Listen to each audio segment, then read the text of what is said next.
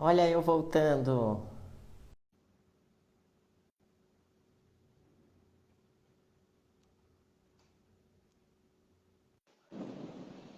Voltei. Eu caí aqui, gente, mas eu tô bem. Sem graves ferimentos.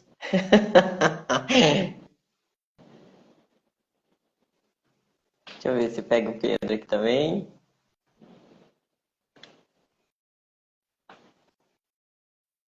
Lúcio, eu acho que eu consigo te escutar. Pedro também. Tô Olha escutando. nós aí de novo. Olha aí, peço desculpas, gente. Algo aconteceu de errado e caiu aqui. Mas voltamos com tudo. Não é isso que Falou, vai. falou mal do celular aí, ó. Olha aí, É, tá vendo? Então vamos lá. Como eu estava falando, é, tanto o Lúcio quanto o Pedro, eles são ali da Drive Capital, que é escritório de assessoria e investimentos ligado ao BTG Pactual. Tenho dois agradecimentos em especial a fazer hoje. Primeiro, a mamãe da Valentina, que dá essa liberação para o Lúcio permanecer aqui com a gente, estender o horário. É Valentina, né, Lúcio? Acertei. É, Valentina. E também ao pessoal da Drive Capital aí que permite, juntamente com vocês, que nós estejamos conversando, né, sobre investimentos aqui. Então vamos lá. Essa jornada ela foi criada porque de 3 dias, porque falar de fundo de investimento é bem extenso. É um pouquinho complexo. A gente vai tentar desmistificar muita coisa aqui e trazer para uma linguagem um pouco mais acessível para que quem deseja entrar nessa área de ativos consiga ter uma clareza maior, uma diminuição do risco na hora de investir, entenda um pouquinho os termos que são trazidos, né, quais os tipos de fundo de investimento que tem disponível no mercado. Durante todo o tempo, vocês fiquem à vontade, quem está assistindo, se quiser mandar perguntas, dúvidas, não entender algo, esse lugar aqui é de vocês, é um espaço de aprendizado, de troca, não é para ser uma conversa pesada, com muita questão técnica, apesar que em alguns momentos a expressão é inevitável, né? A gente tenta aí trazer de uma forma mais clara e acessível possível, esse é o intuito aqui. Então é isso, vamos lá, primeiro dia de 3, vai ser uma jornada longa, mas muito, muito prazerosa e vai trazer bastante esclarecimento para o pessoal que está aí. Lúcio, Pedro, fiquem à vontade. eu acho muito importante, um dos pontos que você falou é tirar Desmistificar. desmistificar da cabeça das pessoas o fundo de investimento como algo que ele pode perder dinheiro ou algo complexo, alguma coisa que ele não entenda. Gente, nada mais é do que um veículo onde, literalmente, né, é um condomínio onde você e mais um monte de gente, né, está aplicando junto contigo e acessando produtos, claro, respeitando o seu perfil de investimento, né, que você sozinho, e muitas vezes, né, você não tem capacidade financeira para acessar. Então, às vezes, existem, óbvio, produtos para investidores profissionais, são aqueles acima de 10 milhões de reais. Ou outras características que também não vêm ao caso dessa live, né? Mas vamos focar nisso. Em 99% dos brasileiros, né, não vão ter a capacidade de comprar em um produto só em 10 milhões de reais. Mas, se os outros 99 se juntarem com uma certa pequena quantidade, vocês compram algumas cotas, né? E essas cotas se transformam nos 10 milhões de reais. E aí vocês conseguem ter esse acesso. Então, o fundo, na verdade, você consegue comprar muita coisa boa por um preço barato ou por um menor preço, vamos colocar assim, que preço barato dá uma ideia, não dá uma ideia muito boa, né? Eu Então, acho, é um eu veículo muito bom. até peço licença para complementar, Pedro, eu acho que é acessar a condições que você não teria como pessoa física única, né? Então, hoje o mercado, os fundos, acho que a grande sacada, o grande segredo de investir em fundos de investimento é justamente essa possibilidade de acessar produtos que você não teria com a capacidade financeira atual, tendo um custo menor e uma administração muito mais qualificada, né? Exatamente, exatamente. Porque você terceiriza isso, né? Como a gente estava falando de um condomínio, que assim, se você colocar no Google, ele vai vir com essa tradução mesmo, né? Uhum.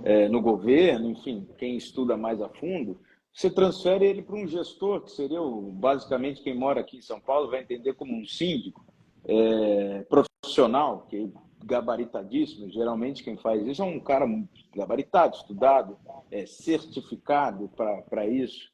E ele vai escolher ali, dentre as características do que ele falou, olha, eu sou bom em escolher esses tipos de coisas, esses tipos de apartamento. Eu quero um piso desse jeito, uma pia assim, não sei o quê. Então, ele vai te dar uma ideia de obra, né? E você vai comprar a sua cota. E ali você pode ter um ganho mediante ao seu perfil. Sim, claro, respeitando, mais arrojado, mais moderado, mais conservador.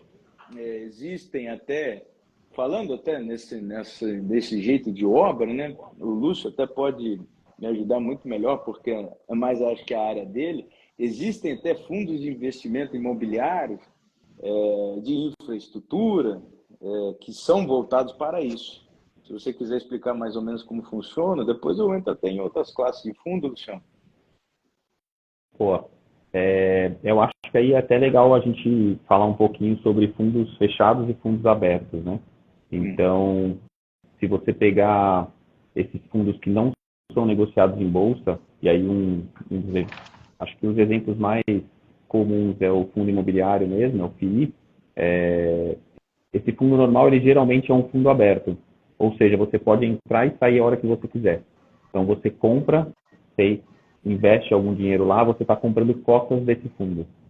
E aí, no momento que você quiser sair, você resgata essas cotas, né? Você vende essas cotas com ganho ou com prejuízo. E aí, alguns fundos, eles têm um prazo de resgate que não você não resgata hoje e o dinheiro cai na conta. Então, vai depender um pouco do perfil desse fundo, que tipo de fundo que é, né? Se é renda fixa, ações e tudo mais, que acho que até é o que o Pedro pode falar depois. Mas você consegue entrar e sair a hora que quiser. Esse fundo imobiliário, e aí o FII Infra e alguns outros, eles são fundos fechados. O que isso permite o gestor do fundo fazer?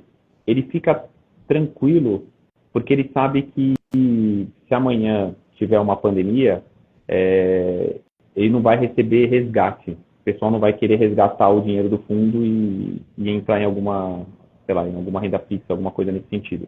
Então ele fica mais à vontade para aplicar em ativos de longo prazo.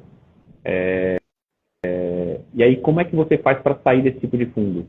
Você vende a sua cota para outra pessoa, para outro investidor que está interessado em comprar. E aí, esses seriam os fundos fechados. E isso garante que o fundo não perca valor, né, Lúcio?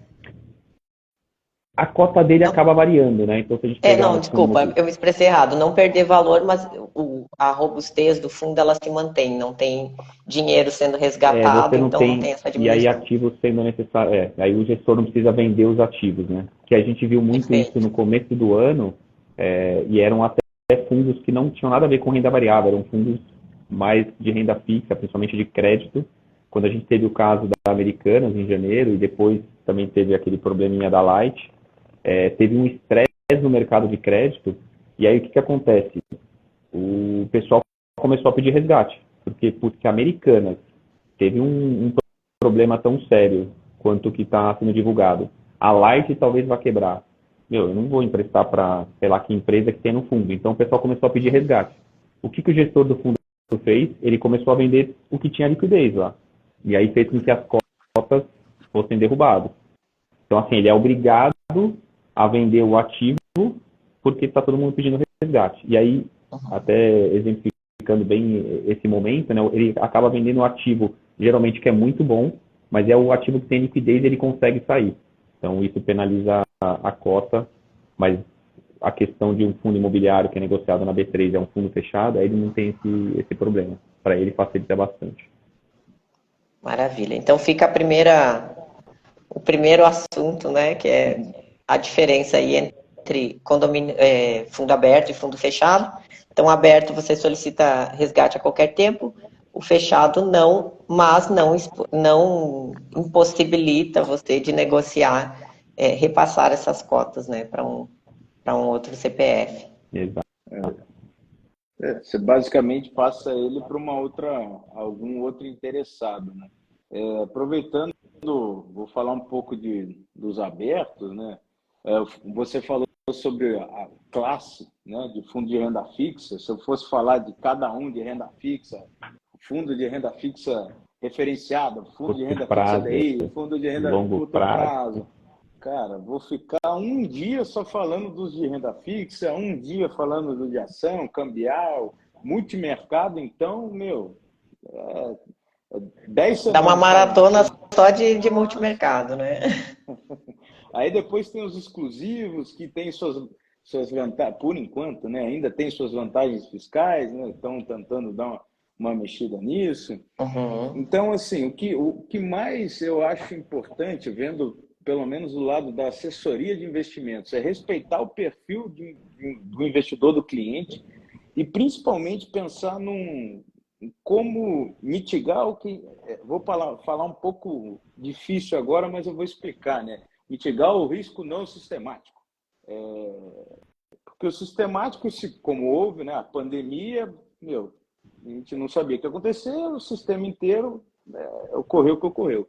O não sistemático, que seria um risco específico, a gente consegue controlar, entre aspas, com a diversificação. E existe até o conceito da correlação. Dois ativos, você consegue calcular se eles andam para o mesmo lado em certas situações, ou sentidos contrários, dependendo, enfim.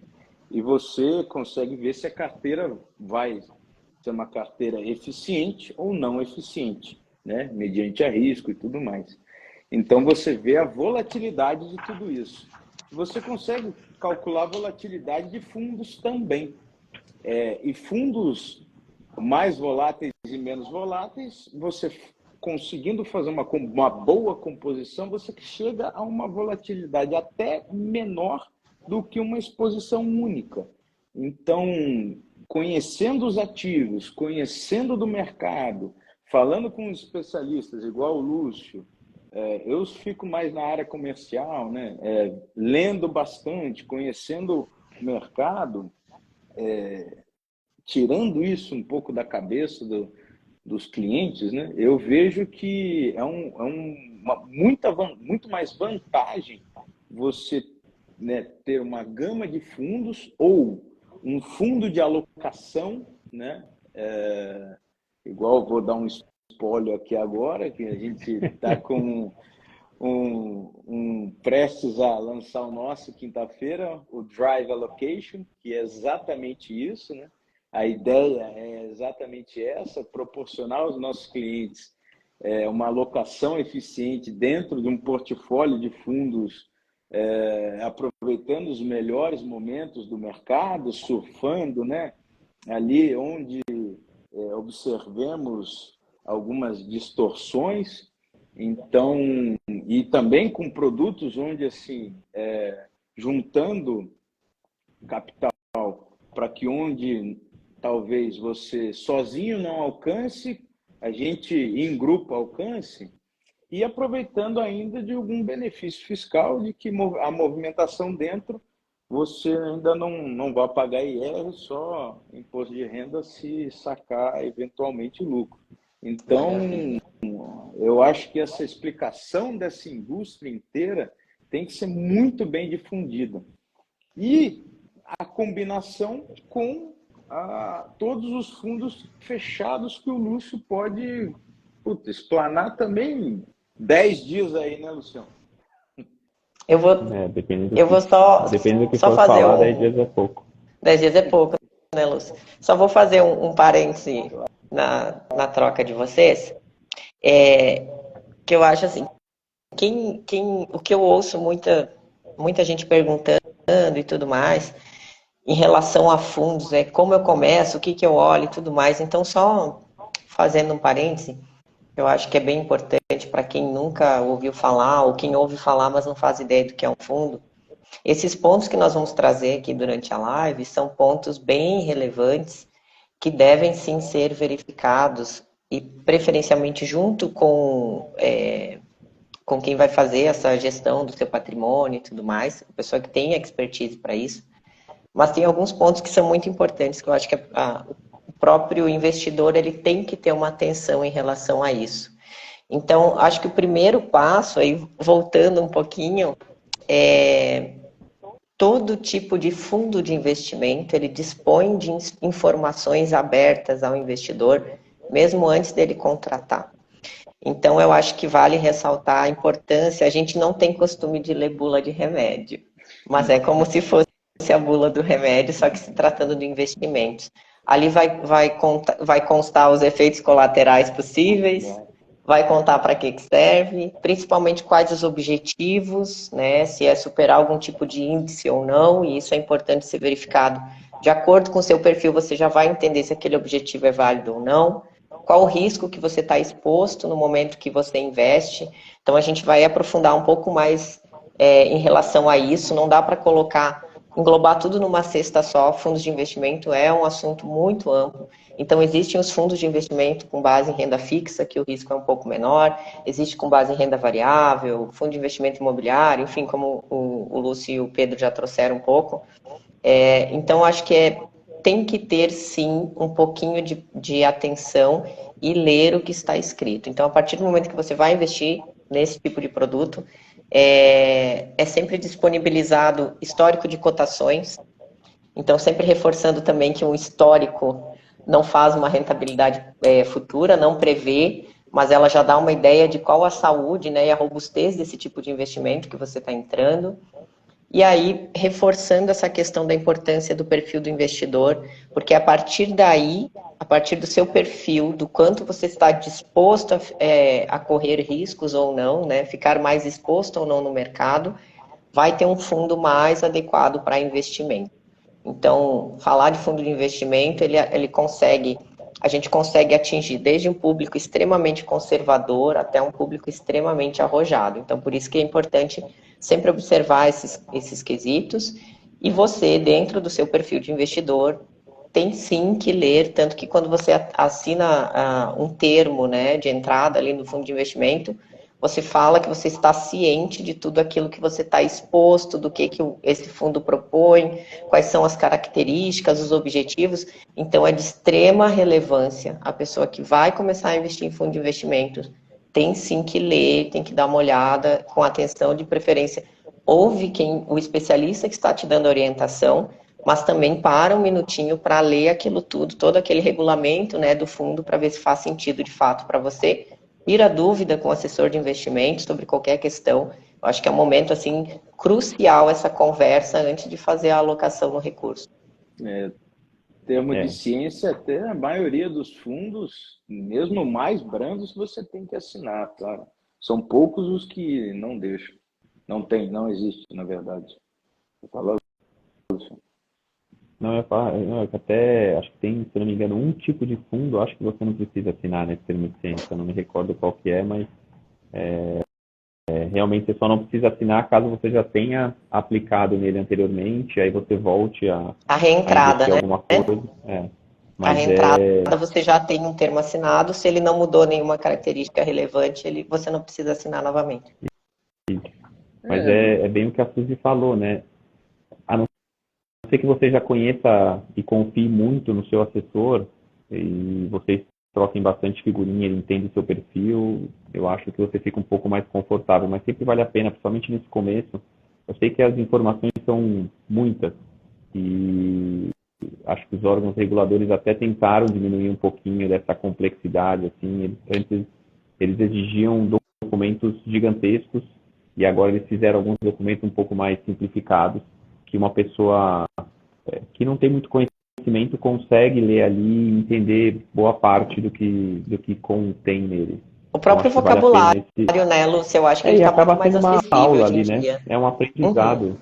Eu acho que é interessante. Você não precisa ler aquilo, entender tudo, saber o que está acontecendo, mas eu acho que é interessante pegar um pouquinho, ler, e aos poucos você vai tomando mais conhecimento ali do mercado. E até, assim, para quem é. Eu gosto, pelo menos, quando o cliente lê e vem trazendo dúvida, e eu vejo que ele está atento, né, sim, né, com o mercado, às vezes me pega num questionamento, sabe? Por mais que você leia. O Lúcio, estou vendo a risada que ele deve estar imaginando até de um cliente específico que a gente atende. Vem com uma dúvida, assim, um negócio que você fala, cara, mas eu nunca pensei num negócio desse, cara. E chega a ser até bom, porque, né, te movimenta, não vem com as dúvidas, vamos dizer, clássicas, como está no livro, sabe? Vem com, como geralmente é uma pessoa criada de outro mercado, então vem com uma coisa não nada a ver, mas de outro mundo. Eu falo, nossa, eu acho ótimo. E tem que realmente ler, prestar atenção, porque eu acho que o caso do assessor não, porque o assessor você escolhe, né? Você não cai, não entra numa fila e cai com um assessor igual você cai com um gerente de alguma instituição. Perfeito, exatamente. A relação é muito mais próxima, né? Mas em lugares que você cai nessa fila, né, programada, desconfie de quem oferece por tabelas e metas, não por sua necessidade ou por seu perfil, né?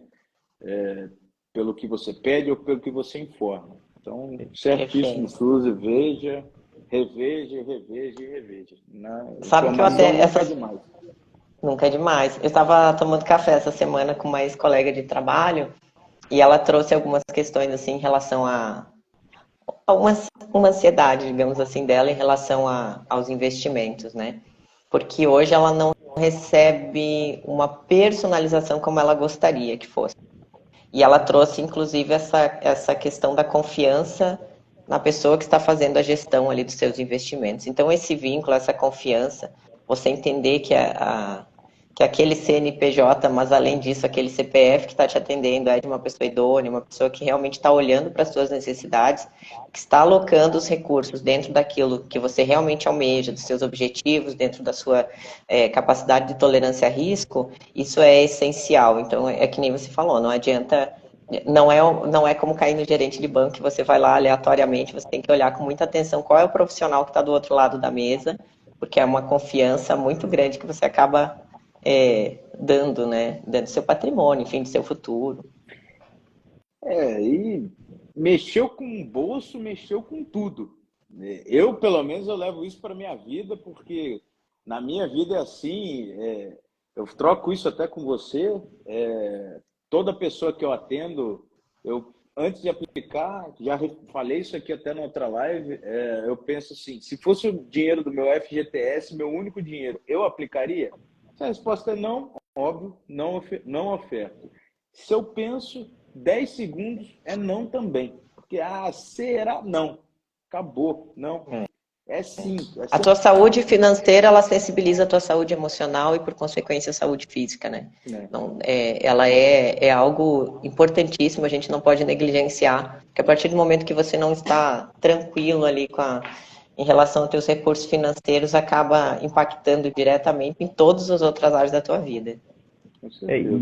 E até vocês estão falando, ficou passando um pensamento aqui na minha cabeça, né? Porque às vezes a pessoa, ela delega uma responsabilidade muito grande, que é cuidar do patrimônio dela, para uma pessoa que às vezes ela não conhece, não tem confiança. Aí a pessoa aplica ou recomenda colocar em algum lugar que não é o perfil desse investidor, e aí depois não adianta virar e falar assim, mas, sei lá, perdi muito dinheiro, culpar simplesmente o assessor, né? Eu acho que é por isso que a pessoa tem que trazer um pouco a responsabilidade para si e pelo menos ir atrás, entender um pouco, discutir, não estou confortável, o que é isso, me explica um pouco melhor, aonde que é o risco, onde eu posso perder dinheiro. que realmente é uma área bem delicada. Tem uma corresponsabilidade aí, né? Total.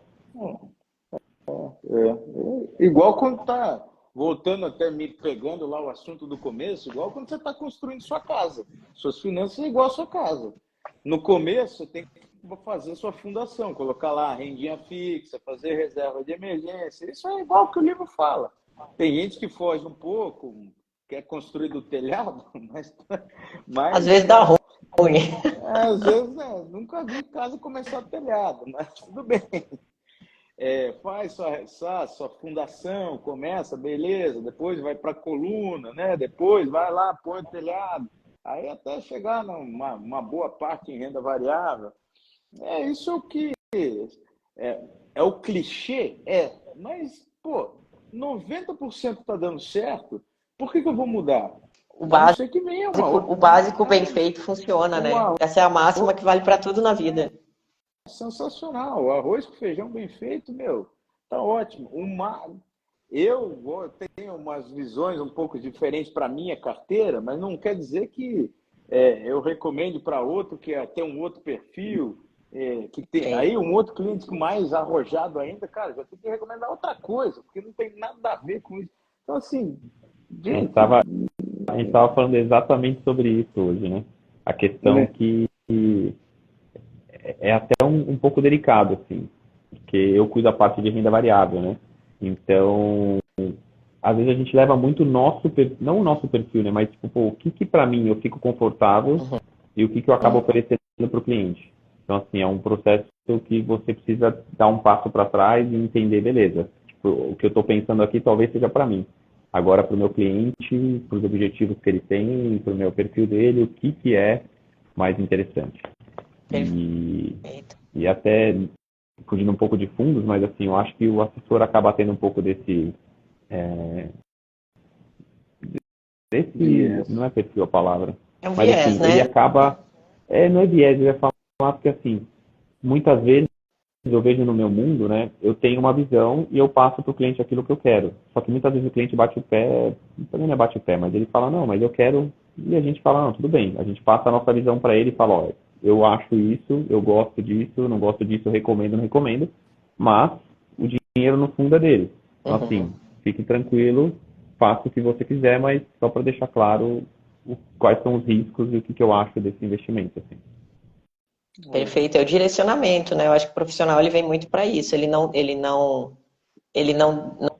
gere por conta, ele não determina por conta, mas ele dá todo o direcionamento e as informações necessárias para a decisão, no fundo, do investidor, né? Exatamente. No fundo é o dinheiro dele, né? Nosso papel aqui é explicar, tirar as dúvidas, recomendar hoje, né? Que a gente agora pode, pelo menos. E aí o cliente decide. Vamos entrar num assunto um pouco mais técnico agora? Falar dos tipos de fundos, dar uma aprofundada no assunto. Vamos. Bom, eu vou falar falar dos fundos abertos, falar do macro, né? São pelo menos as quatro maiores classes, né? Fundo de renda fixa, ação, cambial e multimercado, pode ser? Pode ser. Só explica fundo aberto o que é, Pedro, por favor. Tá bom, são os fundos que são negociados por cotas, não são negociados em bolsa. Certo, Luciano? Maravilha. Que em bolsa também a gente pode até falar que é de cota, vai? Mas é que você pode sair e entrar a hora que você quiser ali sem precisar de uma contraparte. Não. O especialista é muito melhor. Bom, sim, basicamente são esses quatro, assim, Suzy, quando a gente começou a falar sobre isso, melhor falar do macro, porque dentro de cada assunto aqui, meu, que nem eu já até comentei um pouco, tem muita subclasse. Fundo DI referenciado, curto prazo, aí tem os cambiais de fora, aí pode ser renda fixa de fora. Então, se for falar de cada uma delas, eu acho que não vale tanto a pena, né? Não é que não Pedrão, vale tanto a pena. Posso te interromper só para fazer, talvez, eu até posso falar alguma coisa errada, mas eu acho que assim, a gente conseguir explicar de uma maneira rápida e simples um pouquinho desses quatro, que eu acho que são realmente os principais, a gente tem um cambial, né, que você vai ali dentro ter ativos ligados ao câmbio, né, ligados à moeda, que eu acho que são os menos comuns, se comparado com os outros três. Você tem o renda fixa, que vai ter ativo de renda fixa, então, o que a gente vê mais aqui é fundos que têm CDB, LCI, LCA, o que mais? Crédito privado. Estão mais relacionados a taxas de juros, né? Ou juros, ou ligado à inflação. Uhum. Aí o de ações, você vai ter ações e você precisa ter pelo menos 67% alocado em ações, direito de subscrição, tipo, coisas relacionadas a ações, para não entrar em detalhes. E aí o multimercado, que é um mix de tudo, né? Você pode ter um pouquinho de cada coisa ali, e é o que é mais flexível, assim. Mas realmente, como o Pedro disse, dentro de cada um a gente tem um monte de tem um mundo, né? especificidade, é muito complexo. Eu acho que vale ressaltar. Não, você explicou até muito melhor do que eu imaginaria. Não tira uma vírgula. Pedro, eu acho que é legal a gente ressaltar também nesse caso, só falar um pouquinho sobre termos que o pessoal vai identificar na hora que for contratar algum tipo de fundo, né? Que é referente à cobrança de performance, que isso não tem no renda fixa, mas tem multimercado, ações e cambial, né? Só para o pessoal entender um pouquinho do que se trata, porque eu acho que a gente pulou na base essa parte. Todos os fundos, quando eu só vou fazer essa base e a gente volta com você. Todos os fundos, eles têm uma taxa de administração. Então, voltando ao que o Pedro falou, quando você tem um prédio, um condomínio, tem um administrador ali, tem alguém que faz a manutenção, que cuida, que faz melhorias. Então, os fundos funcionam da mesma forma. Esse administrador, esse gestor, ele vai cuidar desse fundo e por isso existem as taxas de administração. E as taxas de performance, que não entram em fundos de renda fixa, que aí estão literalmente relacionados à performance. Pode ter também alguns de renda fixa, né? Pode. Maravilha. Dito isso, vamos lá. Pode ter também taxa de performance. Seria como se fosse um bônus no final do ano para o síndico. Perfeito. E realmente, assim, ele tem algumas, óbvio, explicando de um modo mais simples, tem algumas regras a se seguir, né, alguns parâmetros, mas em poucas palavras ele tem que ultrapassar o que ele fez no último período. E aí lá, cada um tem um percentual, né, vai estar lá 10%, 20%, né, sobre a performance que ele fez. Se é bom ou se é ruim, agora é o investidor que vai ter que julgar isso. Uma taxa de performance alta, uma taxa de performance baixa ou não ter taxa de performance. E assim, tem que pegar o histórico, analisar o fundo. Talvez isso foi muito julgado, eu acho, e difundido na internet, né? No YouTube, enfim, que era horrível, que estava pagando. Eu vejo, isso é uma opinião minha, que, cara, eu prefiro ter um profissional bom e eu remunerar bem ele se ele está fazendo um bom trabalho. Mas isso é uma visão minha, né? E também tem que olhar o contexto todo, né, Pedro? Porque muitas vezes vai ter a taxa de performance, mas a possibilidade de ganhos é muito superior. Exato. Eu não vejo como vilão da história, sabe? Eu acho que é aquele negócio, né? Que as pessoas viram e falam, putz, eu não gostaria de pagar, sei lá, você vê uma pessoa que teve um rendimento muito bom no mês e fala, cara, eu não queria pagar esse imposto. E aí acho que é um pouco da inversão, você fala assim, não, eu adoraria pagar o triplo do que essa pessoa está pagando, porque quer dizer que eu tive um retorno muito maior. E aí eu acho que um pouco dessa questão de taxa de performance, até por isso que a gente fala que tem muita coisa em fundo, né? Você tem um fundo passivo e você tem um fundo ativo. Você tem um fundo passivo, ele é basicamente assim, qual que é o indexador dele, né? Qual que é o benchmark dele? O que ele está mirando alcançar de rentabilidade? É o CDI. Então, ele é um fundo passivo. Você tem um fundo ativo, que geralmente são os fundos que têm taxa de performance. Por quê? Ele quer ultrapassar aquele benchmark. Então, eu sou um fundo ativo, o meu benchmark é o CDI, e o que eu fizer, o que eu te der de retorno acima do CDI, eu vou te cobrar 10%.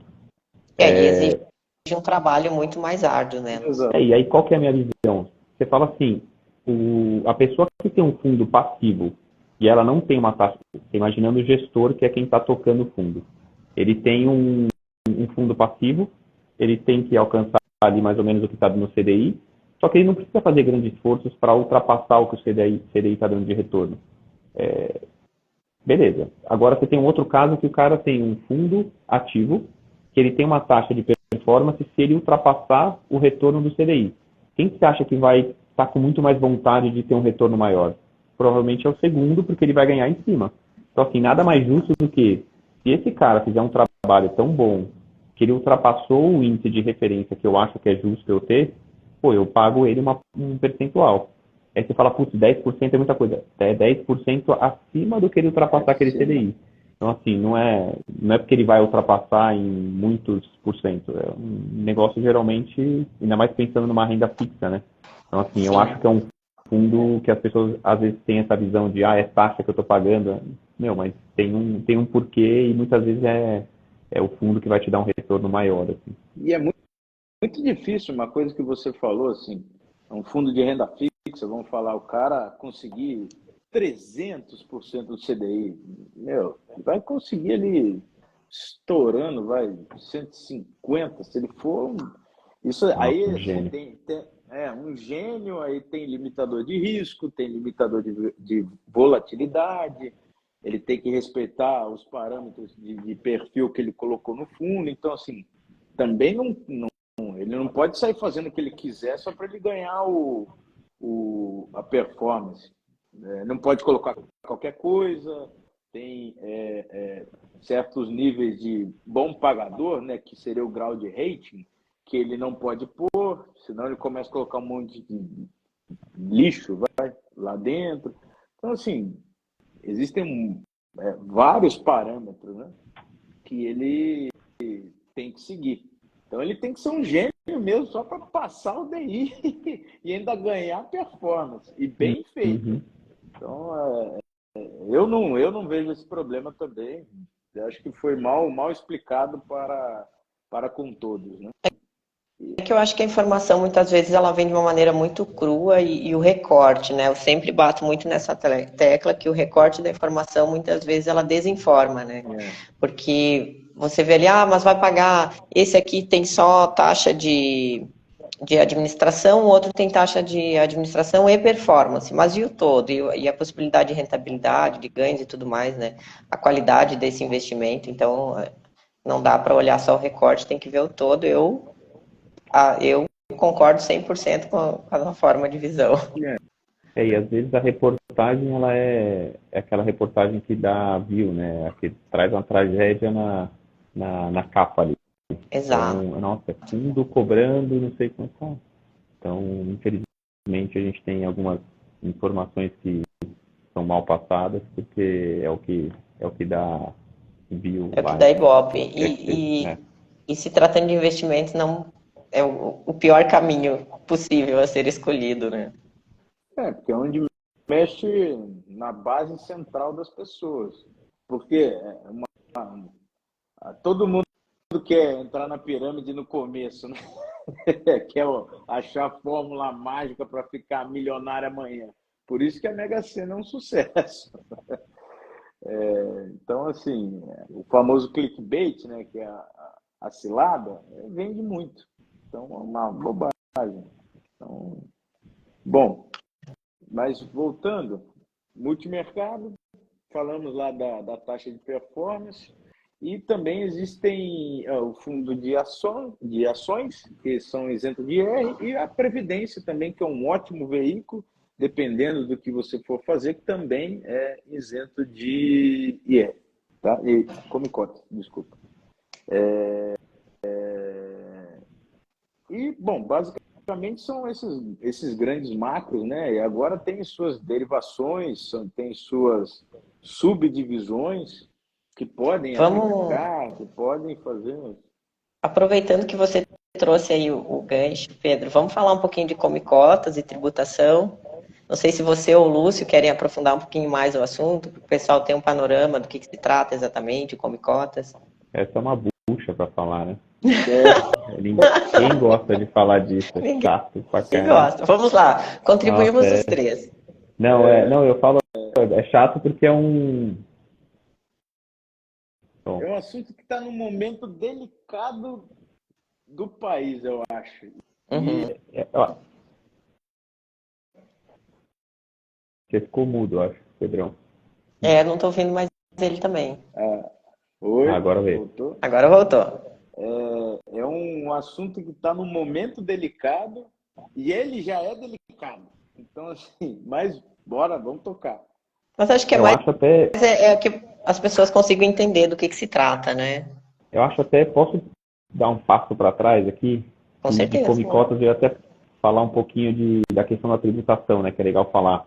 A gente tem basicamente, no fundo, o imposto de renda, que é aí que deriva, né, o Comicota, e nos fundos de renda fixa a gente tem o IOF, que é como se fosse uma aplicação de renda fixa, mesmo que se você resgatar o valor aplicado antes de 30 dias, você paga o IOF, que é o Imposto de Operações sobre Operações Financeiras, se não estiver errado, Isso. em cima do rendimento que você teve. E aí é uma tabela regressiva que, se você resgatar no primeiro dia, no dia seguinte, é 96% do rendimento, vai diminuindo até o 29º dia, que deve ser por volta de 3, 4, não sei. E aí o imposto de renda, ele vai diferenciar muito o tipo de fundo. O que acontece? Você imagina que você aplica ali, seu filho acabou de nascer, você aplica num fundo em nome dele e você só vai dar essa conta para ele, né, dar a senha e tudo mais, quando ele fizer 18 anos. Então, assim, o governo ele vai passar 18 anos sem receber nada de imposto. E o governo, infelizmente, ele não gosta desse tipo de coisa. Não Então, fica o que ele faz? feliz. Ele fala, Não meu, dá vou passar 18 anos e outra. E se essa pessoa pegar a senha e, tipo, meu, nunca mais resgatar e ficar só aplicando? Então, assim, para o governo não ficar muito tempo sem receber impostos, o que ele criou? Ele criou o Come-Cotas, que aí é debitado automaticamente do fundo de 6 em 6 meses. A gente tem no último dia útil de maio e último dia útil de novembro, certo? Novembro, exatamente. E aí vai depender muito do tipo de fundo que você está, que era o que o Pedro estava falando, né, das subdivisões. Então você tem renda fixa a curto prazo, renda fixa a longo prazo. Mas basicamente o que é? Você tem a tabela de imposto de renda das aplicações de renda fixa normal, né? Que é basicamente se você resgata até 180 dias, você paga 22,5% em cima do rendimento, sempre, tá? Se você resgata entre 180 e 360, você paga 20%. De 360 a 720, eu comia bola em alguma coisa. 17,5. 17,5. E aí, acima de 720, é 15%. Então, nossa, agora eu vou entrar em muitos detalhes. Se tiver complicado, vocês me falam. Basicamente, eu vou pegar um jeito mais fácil de explicar, talvez. Dentro dos fundos de renda fixa, você tem os fundos de renda fixa de curto prazo, que são fundos que os ativos que tem lá dentro, eles são um prazo médio de 360 dias. Então, assim, como você tem 360 dias, e naquela tabelinha que eu falei agora regressiva, até 360 ele é 20%, o que o governo faz? Em maio e novembro, ele calcula ali quanto que você teve de rentabilidade, e ele já debita 20% dessa rentabilidade. Se você resgatar antes de 360 dias, você tem que pagar mais aqueles 2,5 ali. Então ele vai lá e te debita mais a diferença de 2,5. E no fundo de renda fixa a longo prazo, os ativos lá dentro ele tem um prazo médio acima de 360. Então o que o governo faz? Ele te debita sempre na menor alíquota, que seria de 15%. Então maio e novembro ele te debita 15% da rentabilidade. Caso você resgate antes de 720 dias, ele te debita a diferença ali. Isso não tem no fundo de ações. Me corrija se eu estiver errado. Não está certo. Não, eu ia falar no multimercado. Não, multimercado tem, não tem na Tem. Prev. Na Previdência não tem. E bom, movimentação em fundo exclusivo, movimentação interna também, né, que não vai ter. Então, eu vou fazer uma pergunta. Como cliente, vou simular cliente aqui. Para quem está pensando em começar a investir em fundo de investimento e tudo mais, vale então como dica pensar no investimento já inicial a longo prazo, pelo menos de 1 ano, para entrar em fundos de investimento, ou não necessariamente? Começar a iniciar os seus investimentos em um fundo de investimentos para 1 ano, é isso? Olhando já no mínimo prazo aí de 1 ano, e diversificar com outros tipos de ativos com um prazo menor de 1 ano, isso seria uma vantagem de quem vai investir em fundos? Claro, porque pensa só, vamos pensar num fundo de renda fixa de longo prazo, clássico, né? Ou no crédito privado, como a gente falou. Lá dentro, o próprio gestor comprou inúmeros títulos de, sei lá, 10, 15 empresas, que você entrou com seus, sei lá, 10 mil reais, R$ 1.000 em cada um, que talvez você com R$ 1.000 não compraria sozinho. E para sair, você teria algum certo trabalho, teria que escolher o melhor dia de cada um, enfim. No fundo, você terceirizou isso para uma gestão profissional. E está remunerando o que a gente chamou aqui de síndico, que na verdade é o gestor do fundo. Então, sim, é uma boa opção. Então, você ganha liquidez, ganha diversificação, respeita seu perfil. Então, Diminui ali o imposto de renda? talvez, pode ser que sim. Então, no horizonte, né? Exato. Então, eu sempre coloco como uma boa opção, né?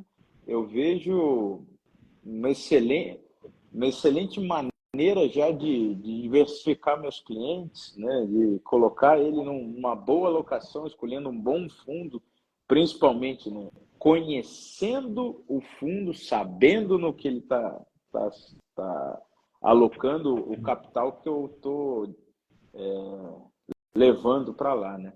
Então, assim, tanto seja ele num fundo de renda fixa ou até num fundo de investimento imobiliário também, com luxo, sabendo que imóvel que, se for um fundo de tijolo, vamos falar, né? O imóvel que ele vai comprar ou que ele já está comprado, os locatários que ele está recebendo, ou os papéis que eles estão querendo comprar se for uma emissão, ou que eles já estão alocados, enfim, sempre sabendo fazer essa gestão. Então, sim. Eu acho que é interessante falar que, primeiro de tudo, a pessoa tem que ter uma reserva de emergência, né? E eu acho que dá até para fazer uma reserva de emergência com fundo de renda fixa, com resgate D0, D1. Resgate D0, D1 a gente quer falar, o dia que você pede o resgate, se for D0, você recebe na conta no mesmo dia, dependendo do horário que você pediu o resgate.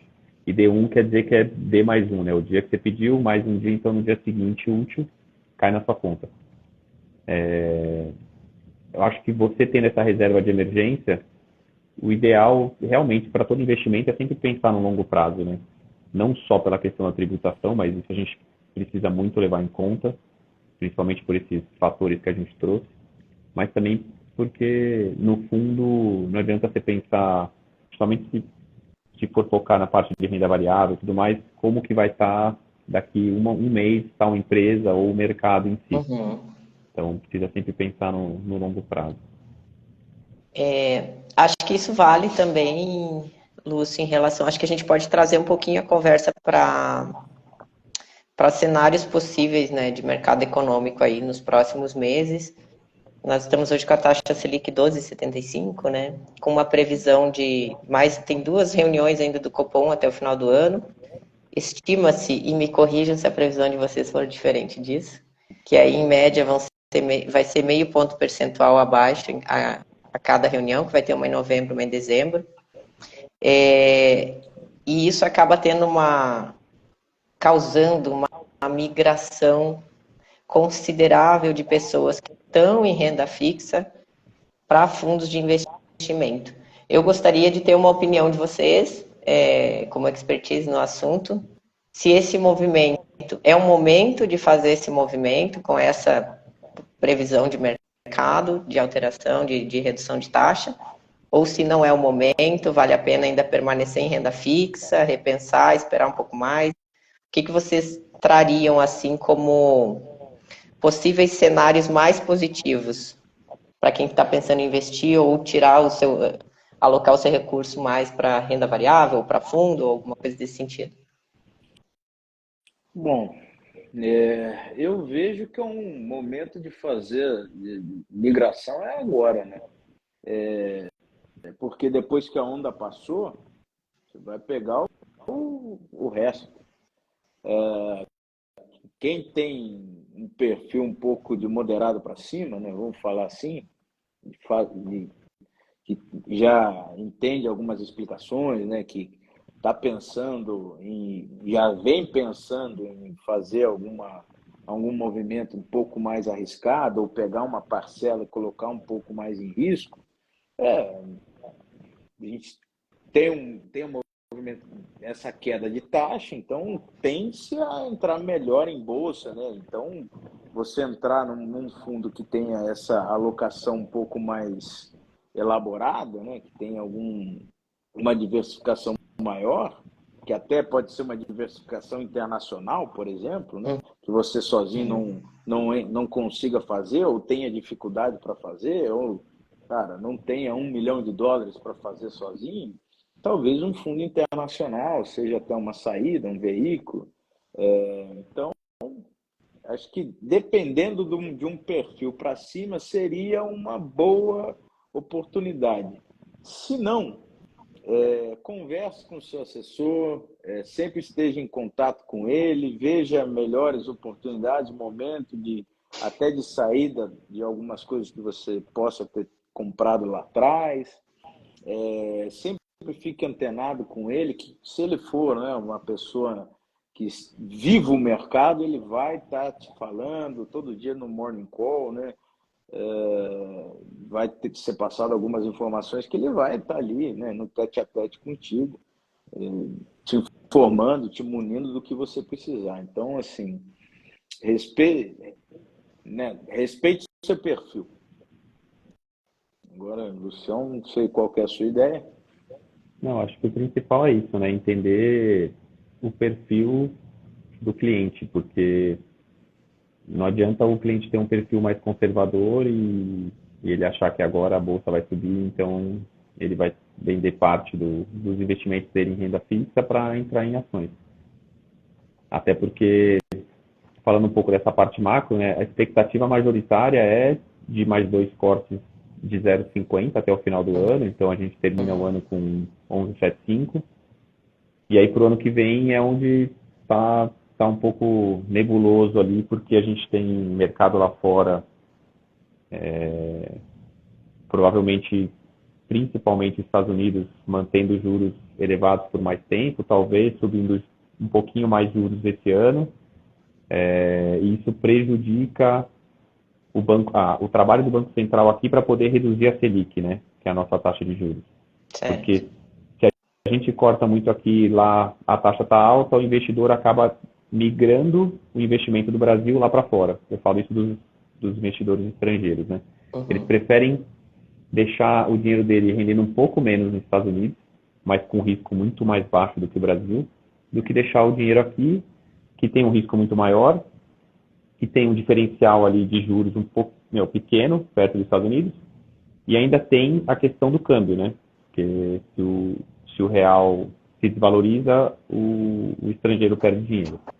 Então, acho que o primeiro fato é realmente entender o perfil do cliente, e mesmo para o cliente que é conservador e que quer continuar na renda fixa, esse momento ele traz também possibilidades de mudanças. Então, a gente tem muitos ativos que são atrelados ao CDI, né, que é basicamente taxa de juros, e a gente tem outros ativos que são atrelados à inflação. Então, tem muita gente já há algum tempo, desde que começou ali, o Banco Central começou a dar sinais de corte de juros, o pessoal falando que talvez seja o momento de sair desses ativos indexados ao CDI e migrar para a inflação. Eu entendo, eu ainda penso um pouquinho diferente. Eu acho que dependendo do quanto está pagando cada um, eu ainda gosto do CDI, até porque eu não sei se o CDI a Selic vai ser cortada ali para 8%, então enquanto a gente está próximo dos 10%, tem chão ali, eu ficaria no CDI. Não deixaria de ter nada no IPCA, mas eu não faria essa mudança drástica, sabe? Tiro tudo que eu tenho no CDI e vou colocar em inflação. Eu acho que essa mudança drástica, tipo, nunca funciona. A gente tem que sempre ir gradual e mudando aos poucos. Porque a gente faz uma mudança dessa, e a gente viu isso há uns 2, 3 meses atrás, quando o mercado de ações ele ficou 3 meses subindo, e todo mundo estava achando, não, agora o Banco Central vai cortar juros, as ações já estão subindo, já anteciparam esse movimento, né, que as ações tendem a antecipar os movimentos da economia. E aí muita gente saiu de renda fixa e entrou em ações, e a gente teve um agosto péssimo e um setembro que começou melhor, mas ainda está ali andando de lado. Então esses movimentos muito bruscos, saí tudo de renda fixa, entrei em renda variável. E aí agora a bolsa caiu, a pessoa ela fica um pouco machucada, né? Então, de maneira geral, para resumir, entender o perfil.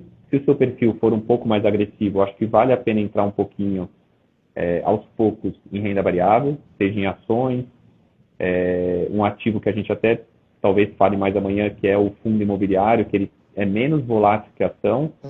Você tem um rendimento mensal, eu acho que isso o investidor brasileiro gosta, a pessoa física. Mas se ele não tiver esse perfil, eu acho que cabe entender ali com o assessor o que ele está achando, se ele ficaria em algum ativo mais atrelado ao CDI ou à inflação. Eu acho que dá para ter um pouco de cada um, tá?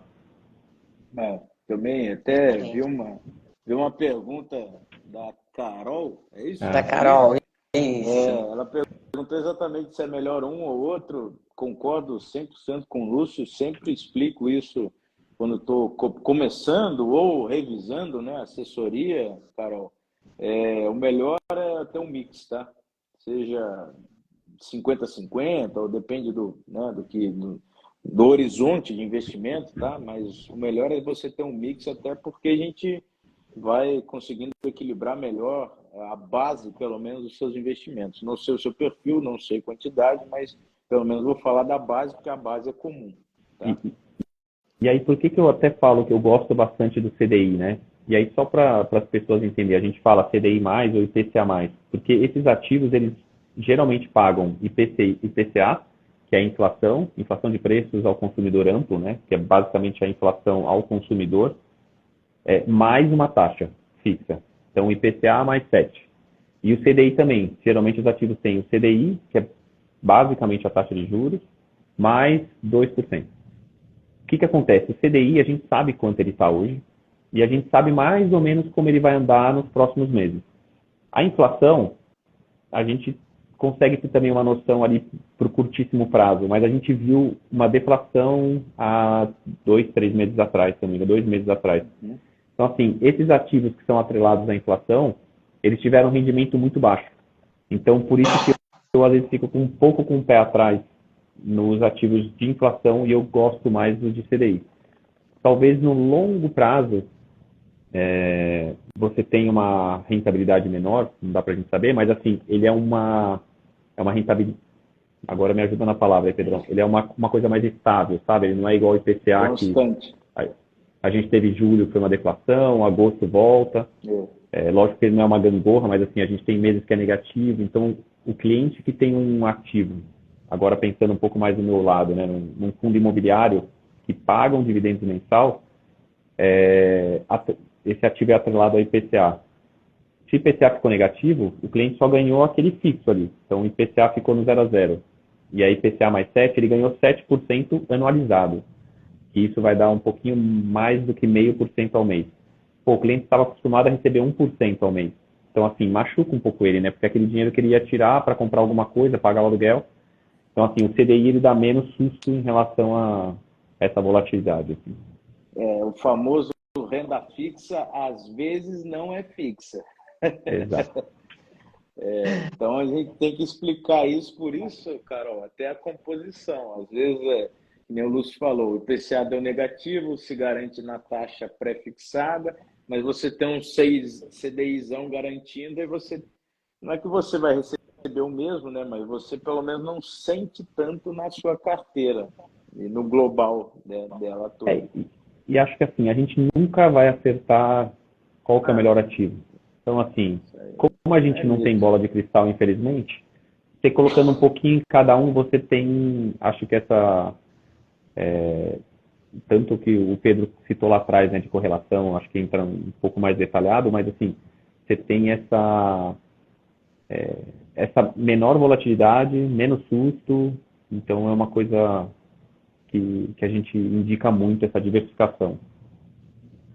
O que salva a carteira é a diversificação. Eu tô meio até puxando para isso, diversificação, a Carol reforçou ali.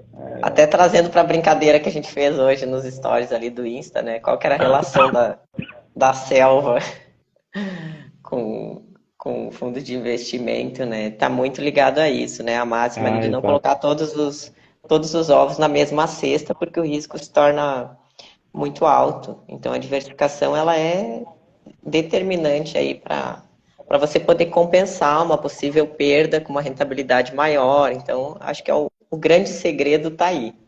É verdade, com certeza. Concordo.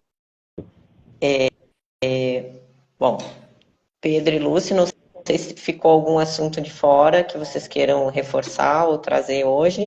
Um monte, mas a maratona tá rolando. De fora ficou né? Nossa, um tanto tem assim, um muita coisa. caderninho cheio. Mas eu acho que, de uma forma geral, a gente conseguiu elucidar alguns pontos importantes. Não, mas foi. Sabe o que eu estava pensando? Eu acho que a gente, durante a live, a gente acabou falando isso em vários momentos, só que um pouco solto, assim. Certo. Mas eu acho que seria legal trazer, assim, o que é um pouco do lado bom, né? As vantagens e o que é o lado ruim de você aplicar num fundo. Assim. Perfeito.